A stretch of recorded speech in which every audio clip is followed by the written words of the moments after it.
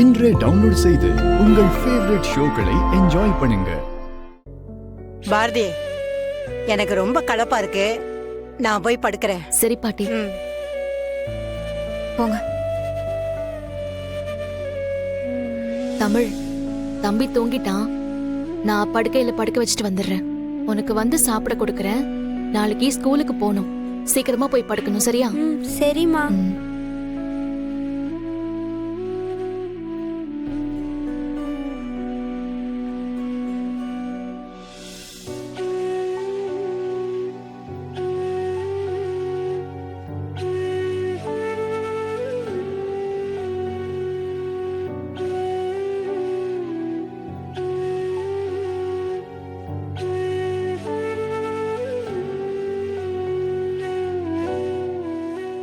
தமிழ்,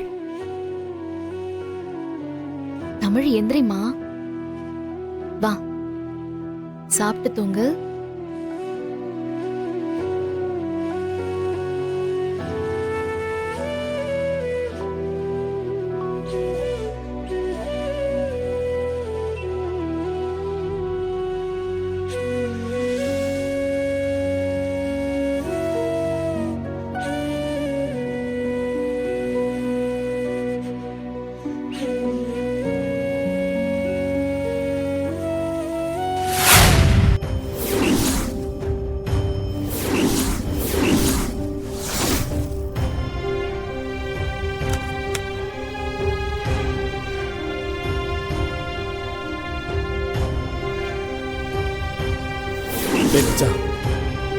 பாரதி தாண்டா உன்னோட ஒய்ஃபு.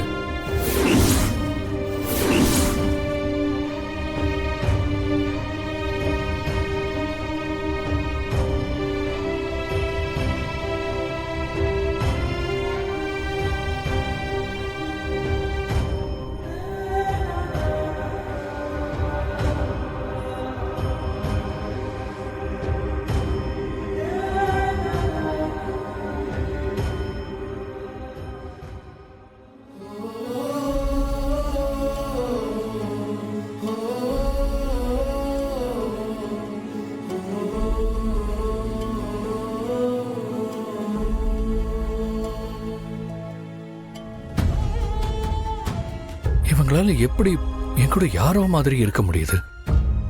இப்படி என் மனசுக்குள்ளேயே நான் குழம்பி கிடக்கிறதுக்கு பேசாம பாரதி கிட்டே கேட்டுடலாமா?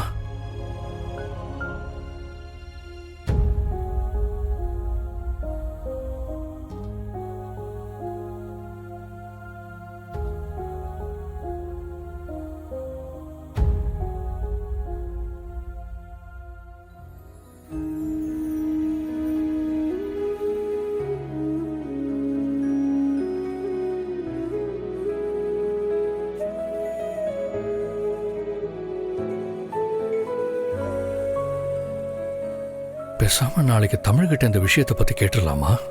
அது சரியா இருக்குமா? ஆனா தமிழுக்கு கண்டிப்பா தெரிஞ்சிருக்கும். பெரியவங்க அதை மறைக்கிறதுக்கு ஏதாவது காரணம் இருந்தாலும் தமிழுக்கு அப்படி எந்த காரணமும் இருக்காது. கரெக்ட், தமிழ்கிட்ட தான் பேசணும். அப்பா,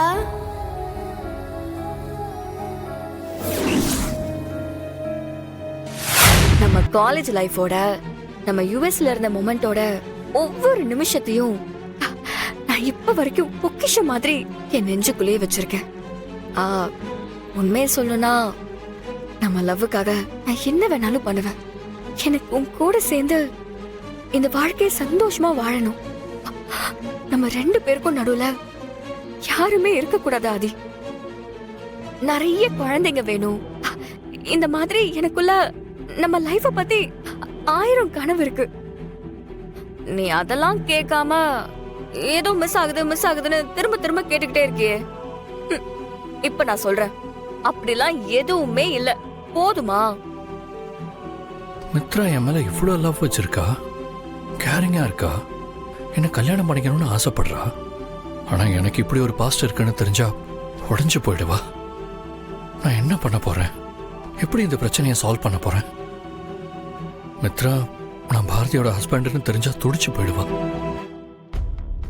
மித்ராவோட லவ் உண்மைன்னா அப்ப பாரதி என் லைஃப்ல எப்படி வந்தாங்க? மித்ராக்கு ஒருவேளை எனக்கு கல்யாணம் ஆன விஷயம் தெரிஞ்சிருக்குமோ? எதுக்கு அதே இப்போ இவ்ளோ யோசிச்சுக்கிட்டு இருக்க? நம்ம லவ் பண்ண டைம் தான் the best in my life. உன்னை கல்யாணம் பண்ணிக்கிட்டு இன்னும் அதை பியூட்டிஃபுல் ஆக்கணும்னு நினைக்கிறேன். இதுக்கு மேல எனக்கு சொல்றதுக்கு எதுவும் இல்ல. ஆதி ஏன் இப்படி கேள்வி மேல கேள்வி கேட்டுட்டு இருக்காரு? ஒருவேளை ஏதாவது தெரிஞ்சிருக்குமோ? அந்த ராஸ்கல் ஏதாவது சொல்லிருப்பானோ?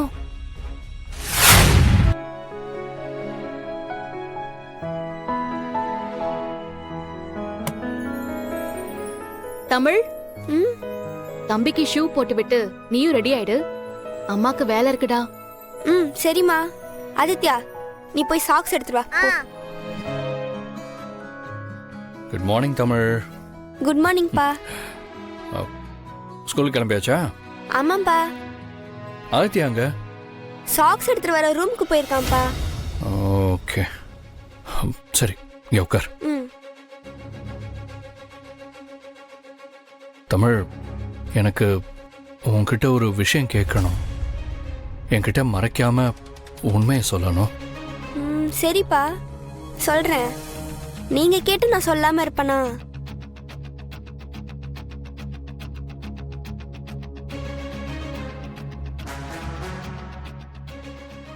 தமிழ், உங்க அப்பா யாரு? ஐயோ, அப்பா ஏன் இப்படி கேக்குறாரு? இப்போ என்ன பண்றது? தமிழ், உங்ககிட்ட தான் கேட்குறேன். உங்க அப்பா யாரு? இப்ப எதுக்குப்பா இப்படி கேக்குறீங்க? இல்லை தமிழ், சூர்யான்னு ஒருத்தன் வந்தான். அவன் சொன்னதை நம்பி அவனை உங்க அப்பான்னு நினைச்சேன். ஆனா அவன் பொய் சொல்லிட்டு தான் இந்த வீட்டுக்குள்ள வந்திருக்கான். நானும் அது தெரியாம உங்க அம்மாவை ரொம்ப டார்ச்சர் பண்ணிட்டேன். அதெல்லாம் ஒன்றும் இல்லைப்பா. அம்மா எதுவாக இருந்தாலும் எங்ககிட்ட கரெக்டாக சொல்லிடுவாங்க. அதனால நாங்கள் அந்த சூர்யாவை பற்றி கண்டுக்கவே இல்லை. நீங்கள் அதை நினச்சி ஃபீல் பண்ணாதீங்கப்பா. அந்த மாதிரி ஒருத்தர் வந்து சொன்னால் யாராக இருந்தாலும் நம்பிடுவாங்கப்பா. நீங்களும் நம்பிட்டீங்க, அவ்வளோதானே. நீ இந்த விஷயத்துல இவ்வளவு மெச்சூர்டா பேசுறத கேட்க எனக்கு ரொம்ப சந்தோஷமா இருக்கு. சரி, அதெல்லாம் விடு. அப்போ உனக்கு கண்டிப்பா உன் உண்மையான அப்பா யாருன்னு உனக்கு தெரிஞ்சிருக்கும்ல? அது அதை மட்டும் யாருன்னு சொல்ல. ஏன் அப்பா இப்படியே கேட்டுட்டே இருக்காரு? பேசாம சொல்லிடலாமா? ஐயோ, சப்போஸ் நான் சொல்ல போறத கேட்டு அப்பாக்கு எதாவது ஆயிடுச்சுன்னா என்ன பண்றது?